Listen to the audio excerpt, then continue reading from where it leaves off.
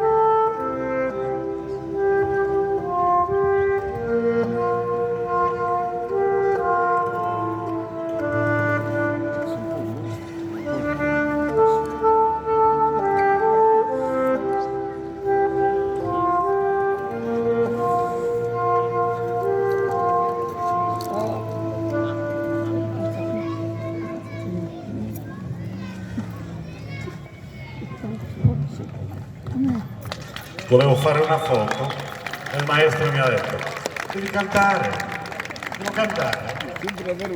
Un vecchio bambino si prese per mano e andarono insieme incontro alla sera. La polvere rossa si alzava lontano, il sole brillava di luce non vera, l'immensa pianura sembrava arrivare fin dove l'occhio di un uomo poteva guardare, e tutto d'intorno non c'era nessuno, solo il tetro contorno di torri di fumo. I due camminavano, il giorno cadeva, il vecchio parlava e piano piangeva, con l'anima assente, con gli occhi bagnati, seguiva il ricordo di viti passati. I vecchi subiscono l'ingiuria degli anni, non sanno distinguere il vero dai sogni. I vecchi non sanno che il loro pensiero distinguerne i sogni di falso dal vero. Il vecchio diceva guardando lontano: immagina questo coperto di grano, immagina i frutti, immagina i fiori, e pensa alle cose e pensa ai colori.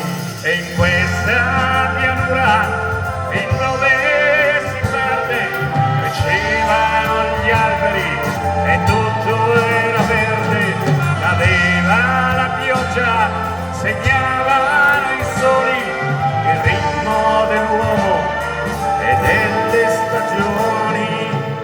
Il bimbo ristette, lo sguardo era triste, gli occhi guardavano cose mai viste, e poi disse il vecchio con voce sognante: ti piacciono le fiabe? Dimmi di sì.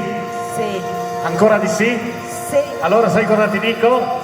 Raccontane altre.